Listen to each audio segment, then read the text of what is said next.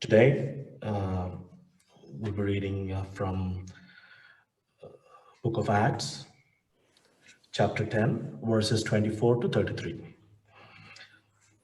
On the following day, they entered Caesarea. Now Cornelius was waiting for them and had called together his relatives and close friends. As Peter was coming in, Cornelius met him and fell down at his feet and worshipped him. But Peter lifted him up, saying, "Stand up, myself am also a man." And as he talked with him, he went in and found many who had come together. Then he said to them, "You know how unlawful it is for a Jewish man to keep company with or go to one of another nation. But God has shown me that I should not call any man common or unclean. Therefore, I came without objection as soon as I was sent for. I asked then, 'For what reason have you sent for me?' So Cornelius said, 4 days ago I was fasting until this hour, and at the ninth hour I prayed in my house, and behold, a man stood before me in bright clothing, and said, 'Cornelius, your prayer has been heard, and your alms are remembered in the sight of God. Send therefore to Joppa and call Simon here, whose surname is Peter. He is lodging in the house of Simon, a tanner by the sea. When he comes, he will speak to you.'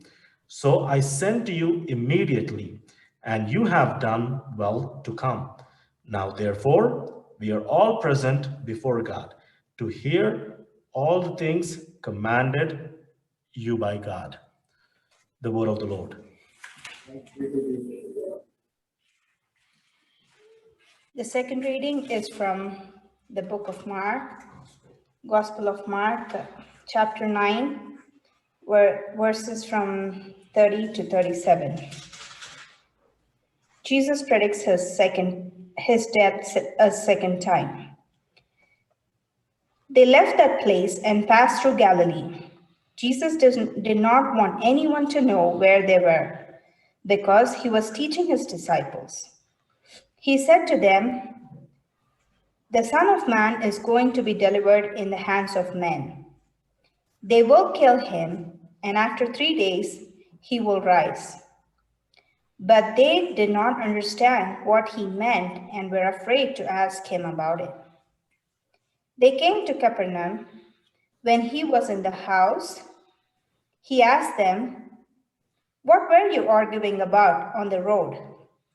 But they kept quiet because on the way they argued about who was the greatest.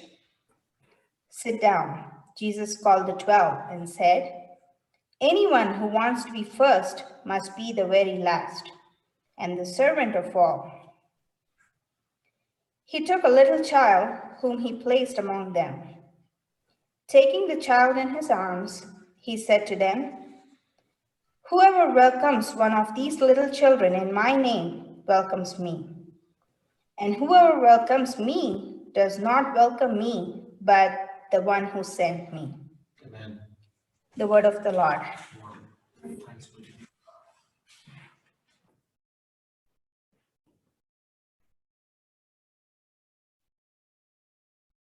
Greetings to you all in the most blessed name of our Lord and Savior, Jesus Christ. Let us turn our Bibles to Mark Gospel, chapter 9, what is read to us this morning.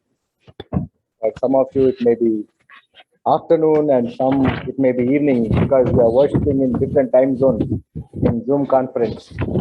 And praise be to God for this honor and opportunity which God has bestowed upon each one of us to gather in this way and glorify God in communion with one another, in communion with the Spirit of God.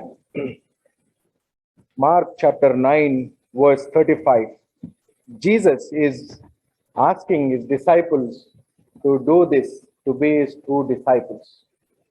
That is, if anyone would be first, he must be last of all and servant of all. ఎవడైనను మొదటి వాడై ఉండగోరిన ఎడల వాడందరిలో కడపటి వాడును, అందరికీ పరిచారకుడునై ఉండవలను. There are two things that Jesus Christ is teaching his disciples. One is, if you want to be first in the kingdom of God, if you want to be an important person in the eyes of God, if you want to be recognized in the kingdom of God, you need to do these two things. First is, you must be the last, and secondly, you must be the servant of all. What does it mean? Because we live in a competitive world, isn't it? We always want to be first. In our class, we want to be first. In our community, we take pride about our home. Or sometimes we say, I am the first person who has come to this city. After me only, all these people have come. Or I was the first person who got this car. After me only, everyone got this model. We take pride in saying something that first. But here, Jesus Christ is trying to address the self-centeredness or the self-pride or the self-piety that one individual take. That it is no more that you should live for yourself. You should live for God. It is no more that you should have your identity, but your identity should be assimilated and you should be recognized in the name of Christ. When Jesus was traveling back to Capernaum, in Mark Gospel chapter 5 onwards, we see that Jesus was going towards Decapolis, Jesus was going to Gerasenes, Jesus was going to the other regions of the north of Galilee. And now he is coming back to Capernaum, which happens to be his hometown, where Jesus lived for a long time, engaging himself, preaching the word, engaging himself, teaching in the synagogue. And while coming back, the disciples were arguing among themselves. It is very interesting passage. అంతట వారు కపెర్నహూమునకు వచ్చిరి, వారు ఎవడును గొప్పవాడని మార్గంలో ఒకరితో ఒకడు వాదించిరి గనుక వారు చెప్పలేకపోయిరి. They were unable to tell Jesus that what was the conversation that you were having on the way. What was that conversation? There may be two reasons with which these people are silent. One is they may not have understood why and Jesus Christ has come into the world, the purpose of Messiah, the purpose of coming of Jesus Christ, they did not understand. And second thing is they did not have the courage to ask Jesus and clarify their doubts. And there may be other reasons also that they did not like Jesus was revealing that, the Son of Man would be betrayed, he would be humiliated, insulted, and then he would suffer, he would die, and he would come back to life. If any important person whom we consider, if they say, I have become bankrupt or I am going to be in the prison, what would be our immediate action? Oh, why should I mingle with this guy? Isn't it? Why? If I am associated, even my banks also may get some kind of information about this. Let me be careful. If that person is going to be unsuccessful, we do not want to associate. Probably Jesus's disciples also might have thought, we thought this man is going to win the battle for us. We thought he is going to dethrone the Roman government and he is going to give us an authority or significance. ఈయనేదో వచ్చి ఒక సామ్రాజ్యాన్ని నెలకొల్పాడు అని అనుకుంటే ఈయనేమో నేను వెళ్ళిపోతాను అంటున్నాడు ఏంటి అని. ఇంకా కొద్ది కాలం ముందు ప్రభువా, ఇంకా కొద్ది కాలం ముందు ప్రభువా అని వారు అడిగిందంతా కూడా అద్భుతాలు చూడడానికి, ఒక ఆధిక్యత సంపాదించడానికి, ప్రజల్లో ఒక ప్రత్యేకమైనటువంటి గుర్తింపు పొందడానికి అని ఎన్నో పర్యాలు మనము పరిశుద్ధ గ్రంథంలో గమనిస్తూ ఉన్నాం. We as believers also look to God as a successful God. When we ask God, we want that to be successful. కదండి, మనం ఎప్పుడు ప్రార్థన చేసినా కూడా ఏమనుకుంటామంటే, నా ప్రార్థన దేవుడు వినవలసిందే. I don't want any postponement of my prayer. I don't want to hear anything negative. I do not want to change. Rather, God should change according to my prayer. This is what the spiritual battle we always engage in. Jesus' disciples also might have had this kind of thing. Why Jesus want to die? We will not allow you to die. That is the word St. Peter was telling Jesus. Lord, if death has to come to you, it should pass me. అప్పుడప్పుడు హైదరాబాద్ లో అంటారు, అన్నా ఎవడన్నా నీ మీద చేయాలంటే నన్ను దాటి రావాలన్నా, నీ దగ్గరికి రావాలంటే నేనున్నా అన్నా ఇక్కడ. పీటర్ అన్న కూడా అలాగే చెప్తున్నాడు యేసు ప్రభువుకు, ప్రభువా ఎవరైనా నీ దగ్గరికి రావాలంటే ఈ గలిలయ ప్రాంతంలో ఎవరు లేరు, నాకున్నటువంటి పలుకుబడి, నాకున్నటువంటి ఆధిక్యత, నాకున్నటువంటి వయస్సు ఎవరికి కూడా లేదు అని పేతురు ఆ విధమైనటువంటి అభయము ఇస్తూ ఉన్నాడు. అప్పుడు యేసు ప్రభు ఏమంటాడండి, సాతానా ఏమంటాడు, సాతానా నా వెనక్కి వెళ్ళు, don't stop or don't hinder my purpose, don't stop the will of God. That is what Jesus meant. He has come with a purpose. He has come with a plan to save all of us. He has come into this world to redeem each and everyone from the bondage of sin. And you cannot hinder that. Likewise, you cannot be an hindrance for other person to be saved. You cannot be a stumbling block for other believer. And Paul also makes it very clear when he is writing letters to Rome and Corinthians. He says, if any food or any habit which is hindering the growth, spiritual growth of your fellow brother and sister, you better give up those things. You better give up those things. To follow Jesus Christ means to give up. To follow Jesus Christ means to make sacrifices. Jesus Christ has taught us what it means to lead a sacrificial life. And we see that Jesus Christ, when he declared that the Son of Man is going to die, he is going to suffer, and is going to rise on the third day, they were not listening or concentrating on those words. When Jesus revealed that thing, they were not happy and they were silent, and they do not want to discuss anything more about that. Sometimes when we say, if I die, then people will say, don't say that word. I don't like that word. We don't want to take that word, that what is going to happen if I die. Even if you are uttering, some people who are listening, they may not like that. Why are you saying every time, dead, dead, dead, dead? I don't like that. And Jesus is preparing his disciples. For 3.5 years, he has been preparing them. And he has been reminding them that my life, my stay is temporary. You should take on this mission. You should carry on this mission. As families of God, as children of God, we need to be prepared to die with Christ, to suffer with Christ. Then only you can rise back to life. In this world we live as representatives of God. We need to be prepared to suffer for the kingdom of God. There are so many physical sufferings. There are so many emotional sufferings that each one of us go through. God listens to those things, but what is that suffering that you are going through for the kingdom's sake? What kind of suffering can you take up for the kingdom of God? In the name of Jesus, can you take up a single suffering every day in your life? Jesus' disciples probably were not prepared even to listen to the word suffering. They were so happy when Jesus was performing miraculous signs. When people were astonished about his teaching, they thought, with whom we are, see, they might have taken pride about that. When he demonstrated to chase the evil spirits, they might have taken pride about that. When he raised back a dead person, a dead child, they might have taken pride about that. But when he himself is saying that, I am going to suffer, they did not like.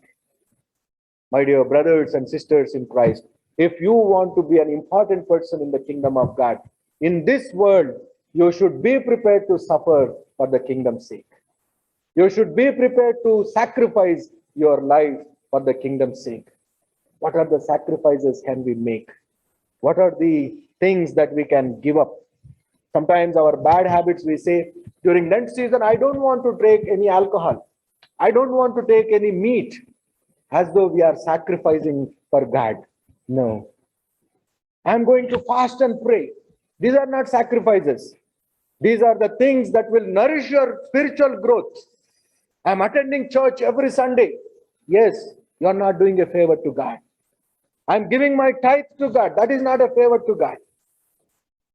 The sacrifices are different. The practices, what makes you to be perfect, to grow as a spiritual matured person is different. Sometimes we mess up these two things and say, I'm a very nice man. I'm a nice woman. I'm praying. I know Bible. I give tithes. Other day, one of the persons has forwarded a profile to me asking about alliance. And in that alliance profile, that woman was mentioning that I attend church regularly and I never fail to give tithe. That is also one of the qualities that she mentioned. I was so surprised. That is not a favor that we do for God. These are the practices with which you grow, makes you to be perfect and draw closer and closer to God. Our prayers, our meditations, our community worship, our participation in the mission and ministry are making us to draw closer and closer, but they are not suffering for Christ. They are not favorite things that are a favor that we are giving to God. We need to question ourselves, what kind of suffering can I undergo? Because when we have received the baptism, we made a pledge. In Christ, I am ready to die to my sins and I am ready to rise back from the death. So come back from life, come back from death to life is something very fascinating. But to die for Christ is very challenging. We need to be prepared. We need to be prepared to follow Jesus Christ and make sacrifices and prepare ourselves to follow as real believers of Jesus Christ. The second thing, what we see in 36 words is Jesus is proposing a new model. What is that new model of discipleship? He says a child model for discipleship. We all know in American context or in the modern context, children are so precious. But during the time of Jesus, there were children, but they were not recognized. When parents were bringing Jesus, disciples were so indignant about that. They said, why children coming now? They are a disturbance. Sometimes we always consider them as, let the children be in other room when we are talking. Why? Because we want our freedom. Let children be away from us so that we can have a focused conversation. Children are assumed as disturbance for the conversation of the elders or to continue their business. And 2000 years ago, abuse of children was very much prevalent. Abuse of children in many ways. Children were not considered as important. Children were commodities. Children were not of use for anything.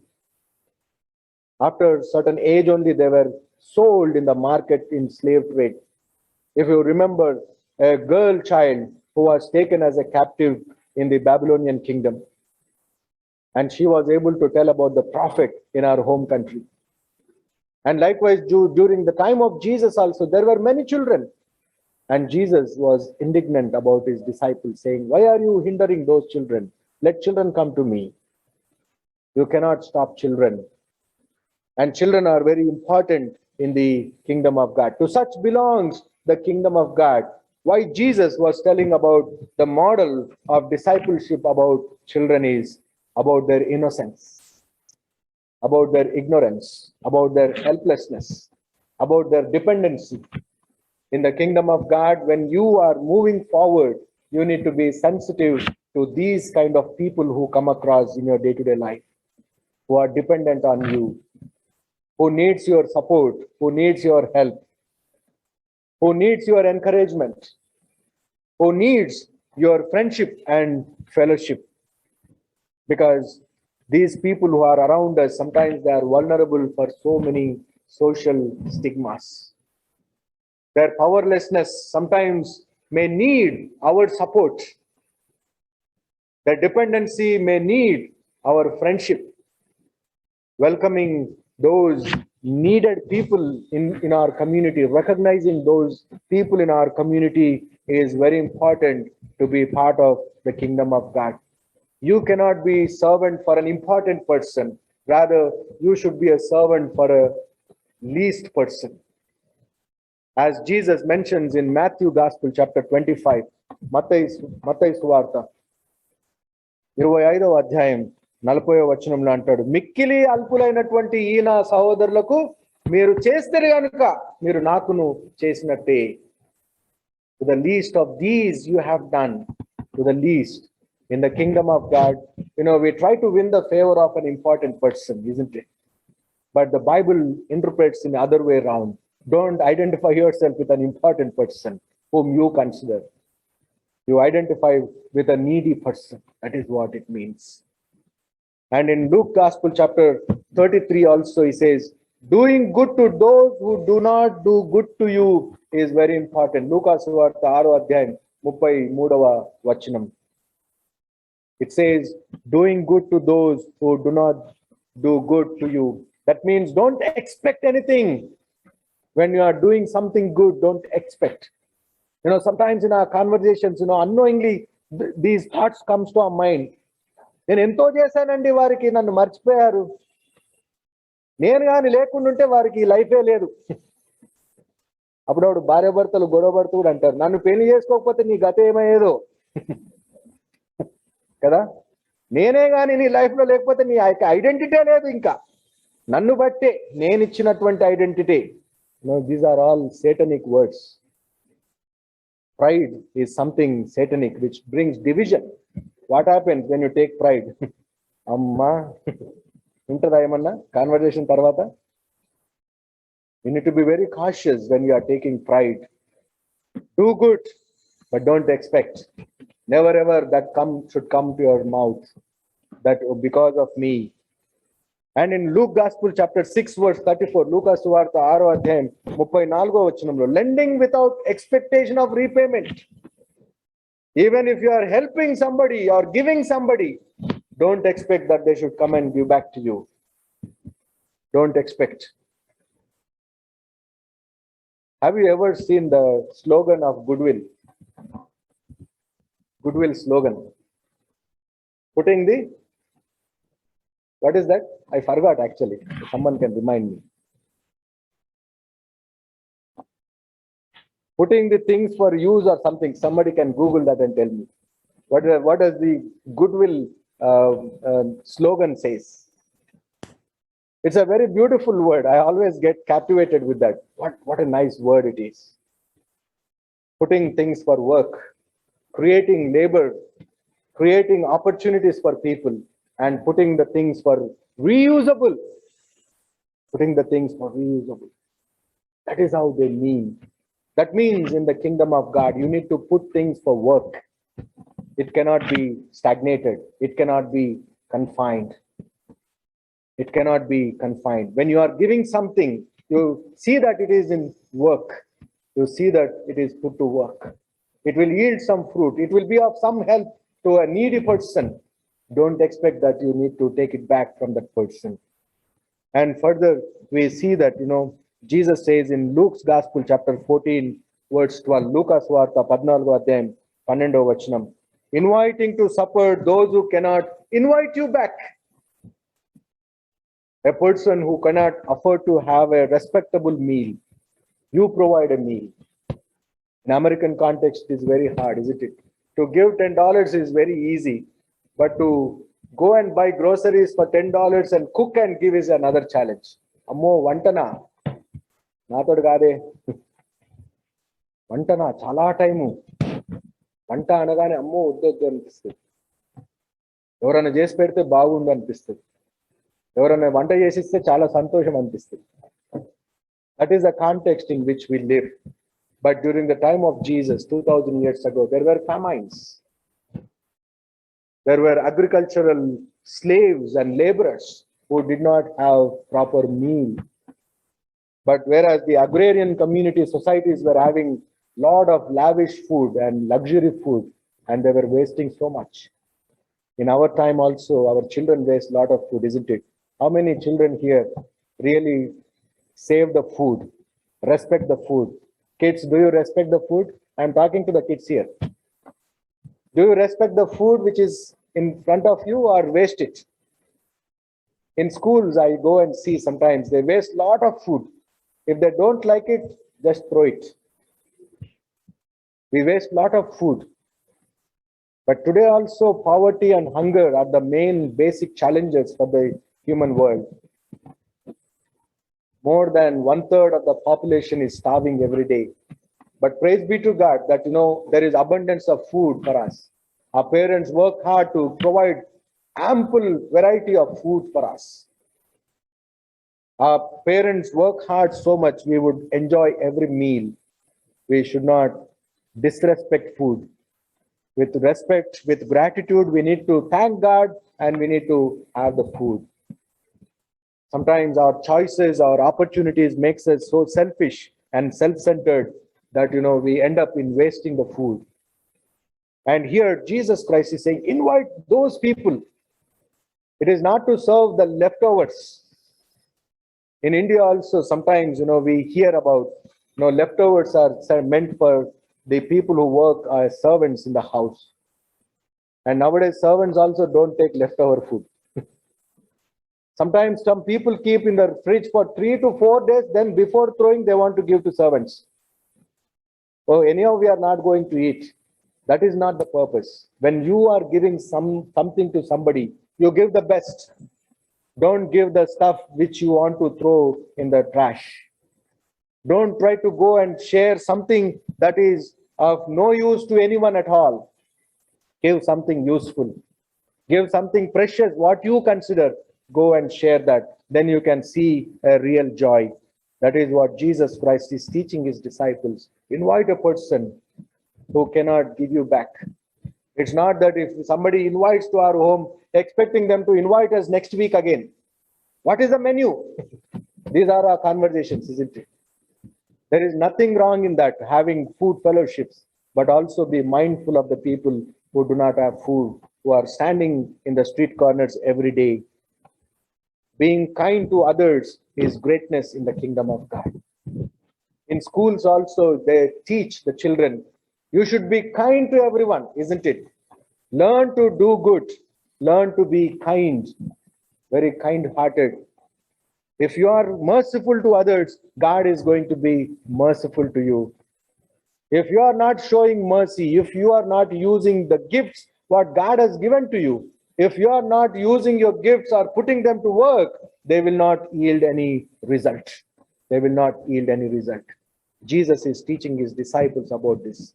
Okay, you do not want to hear about my death. You do not want to hear about my suffering. You do not want to hear about the resurrection. But if you want to be important in the kingdom of God, that was the conversation disciples were having. They were arguing on the way about this. They were not even talking these things in the isolation when they were in private time. But they were arguing, not mindful of Jesus is walking ahead of them, not mindful about the crowd which is following Jesus Christ, but they were arguing among themselves. These 12 disciples may be arguing, who is senior here? Who is important here? Who is very close to Jesus Christ? In Mark Gospel chapter 10, we are going to see about a mother is coming and giving a request to Jesus Christ. Lord Jesus, I want a favor from you. I want an assurance. Make one of my sons to your right, another son to the left. Complete occupancy of Jesus's left and right hand, so that there would not be any place for others. Left and right, we have to take. In India, while boarding the bus, we used to put handkerchief. Is it kerchief వేసేస్తాం ఇంకా అది నాదే bus మొత్తము నాదే అనే feeling ఇంకా ఆ సీటే కాదు బస్సే నాది ఇంకా ఆ సీట్లో కూడా మరి వేరే వాళ్ళు కూర్చుంటే ఊరుకోం ఇంకా అది నా జన్మ హక్కు టైపు పోరాటం అక్కడ. Likewise, this mother is coming with that attitude to Jesus. Make one of my sons, one to the right, one to the left, so that no other person can come closer to you. Only we should be closer to you. Self-centeredness, selfishness. We want to be close to Jesus. No other person should come. Suppose if governor of Arizona is a friend of us, if some of our other friends will ask us to introduce him, will you introduce? No, he's very busy. First thing is, he's very busy. It's very hard. With lot of difficulty only, he's my good friend. I don't know his schedule. I need to check with him and let you know. Never you will check. You don't want to introduce. Without your knowledge, if that friend go and meet that governor, what would you say? ఏంటి నాకు చెప్పాలని తెలియదా? నాకు చెప్పకుండే అన్ని చేసేస్తున్నావు ఏంటి నువ్వు? We get annoyed, isn't it? Even the same thing with our neighbors, friends also. Through me only you should meet them because I introduced to you. I introduced to you. Anything you talk, you should talk in my presence. Anything you give, with my knowledge, you should give. You cannot do anything on your own. Jesus says that is not the good attitude in the kingdom of God. That self-centeredness is not appreciated or welcomed in the kingdom of God. In the kingdom of God, the modelship is the childlike attitude. You should accept everyone. Children accepts everyone, isn't it? Unconditionally. Even if they fight, again they go back and play with the same friend. Even if they complain about that same friend, they again go and spend time with them. They long to see them. That should be the heart, that should be the attitude of every disciple of Jesus Christ. Accepting everyone, approaching everyone, giving access to everyone is important in the kingdom of God. The ultimate symbol is perfect love. St. John in his first epistle, యోహాన్ రాసిన మొదటి పత్రిక 4వ అధ్యాయం 18వ వచనంలో గమనించండి. First letter of John, chapter 4, verse 18. Perfect love casts out all fear. తెలుగులో ఎవరైనా చదువుతారండి? 4వ అధ్యాయం 18వ వచనం.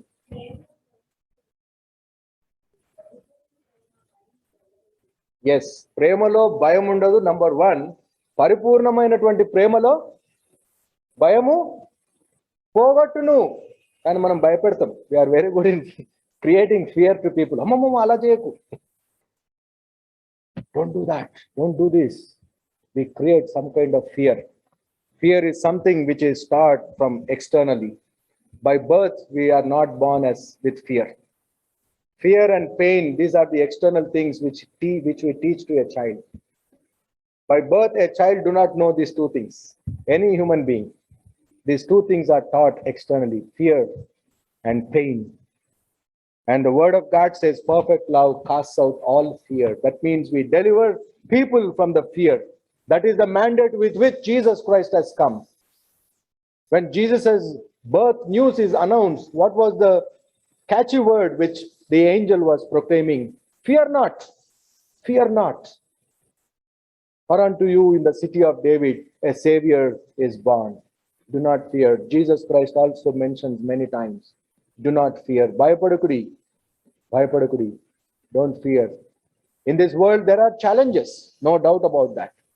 We are so much so vulnerable for abuse. We are so much so vulnerable about so many weaknesses which may attack us in many ways. But do not fear, do not give up. Be strong and be bold, because if you love God unconditionally, He is going to drive away all the fears. David also, he mentioned same thing in several Psalms.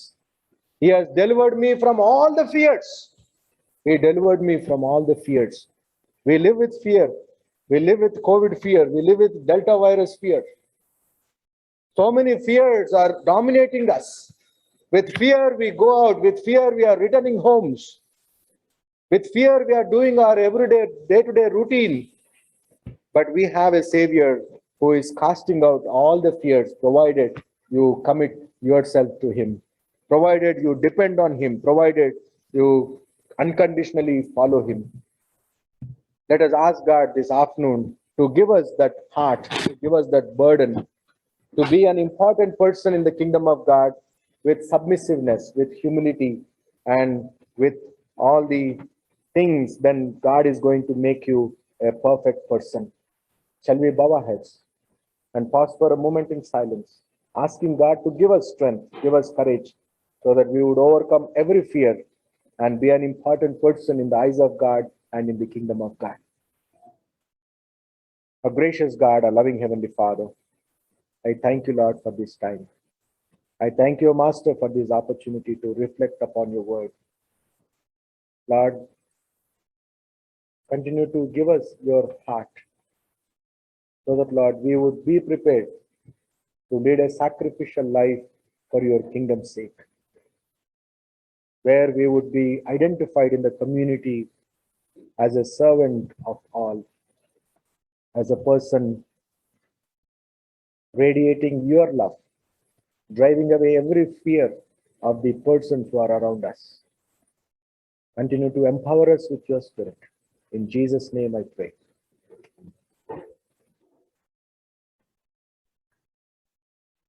Let us give our